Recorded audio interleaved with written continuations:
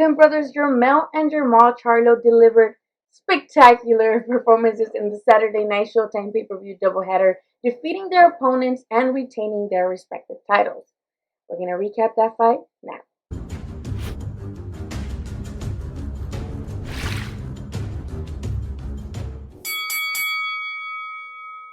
The stacked Showtime card culminated in tremendous fashion with Jermell Charlo's devastating 8th round knockout victory over Jason Banana Rosario to become the new super welterweight unified champion of the world.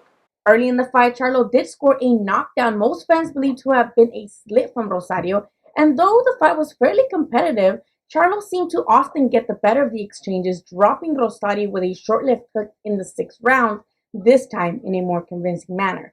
Fans quickly took to social media to express their concerns for Rosario, while others immediately accused the former Dominican champion of taking a dive and throwing the fight. Operating nurse Maggie M on Twitter gave her input on the thread, saying those were clearly involuntary movements caused by a blow to the solar plexus, which causes the diaphragm to contract and spasm. At the time of the stoppage, Jermell Charlo held a close lead on all three judges' scorecards, 66, 65, and 67-64 in the other two. Rosario was taken to the hospital and congratulated Charlo the next day over social media, also expressing gratefulness for his overall well-being after such a vicious knockout. Jermall Charlo proudly helped his brother hold all the belts as Jermell Charlo answered all the questions post-fights. "It's Lions only forever," Jermell said post-fight. "We've been doing this for a long time. Dreams do come true. This is part of my dream and part of my destiny. I am satisfied and I am happy." "I knew that he was going to keep coming after the first knockdown," Jermell said. "He kept pressing for 4 or 5 rounds until I floored him again. I'm growing and I'm learning, and the knockouts just comes. I know that I have explosive power in both hands. I utilized my jab more than any other punch in this fight, and that's what got me these straps."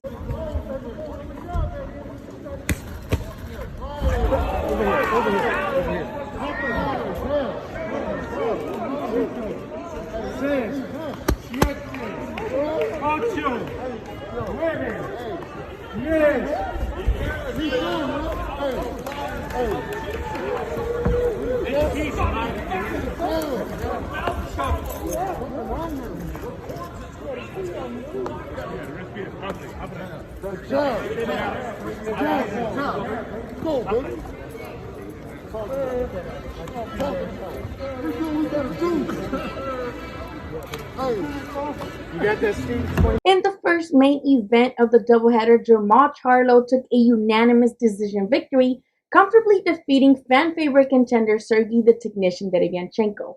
Though Derevianchenko was visibly staggered in multiple rounds, he managed to stay on his feet as always, and even had his shining moments, constantly bringing the pressure to the WBC middleweight champion.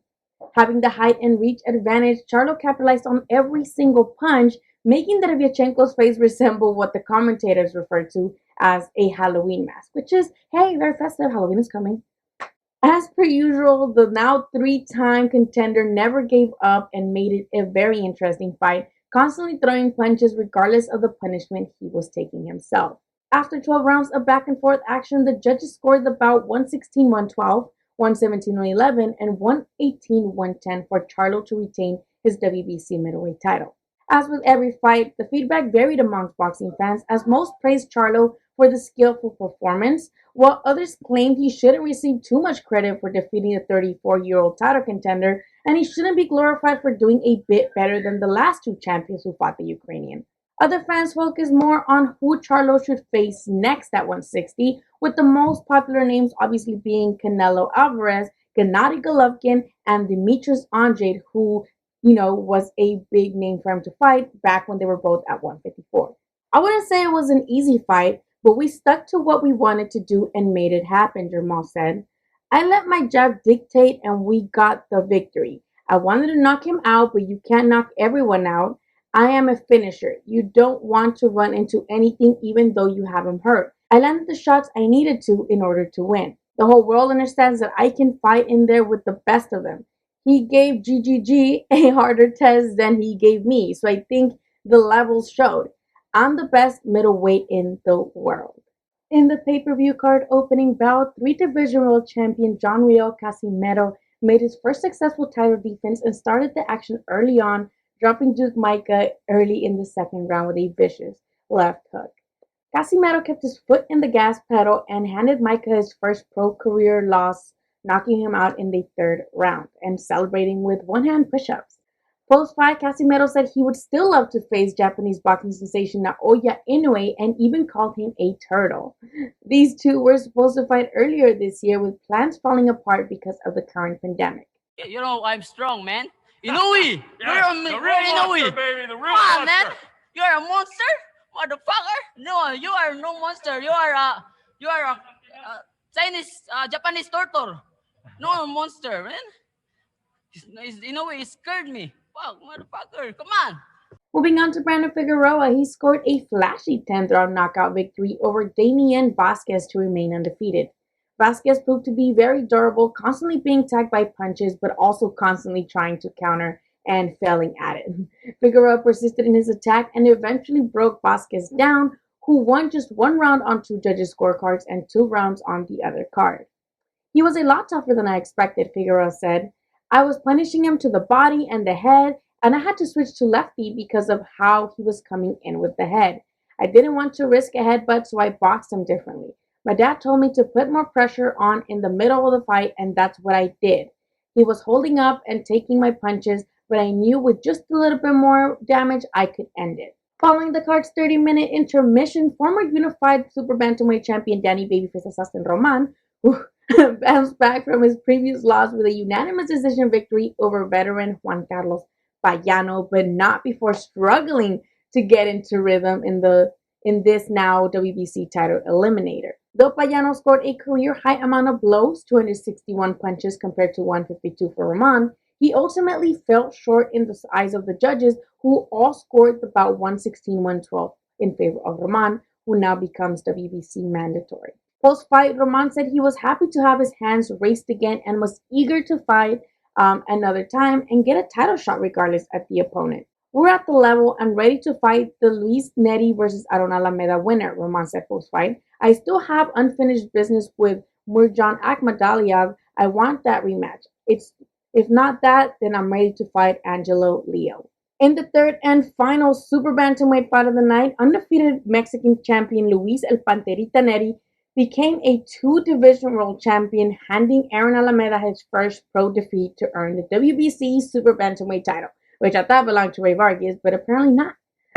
Neri, who recently came under the guidance of Eddie Reynoso, appeared to attempt a more technical approach as opposed to his usual aggressive style we're used to seeing. After 12 rounds, judges scored the fight 115-113, 116-112, and 118-110 in his favor, putting an end to his previous 11 straight knockout streak. I got the victory because I landed more, Neri said post-fight. You always look for the knockout, but he used the jab a lot, and that threw me off a little bit until I was able to connect more at the end of the fight. There's a lot of good fighters in the division. Brandon Figueroa's name has come up, but we'll check with the team and go from there. We're ready to fight anyone at 122 pounds. We don't fear anybody. Hashtag no boxing, no life.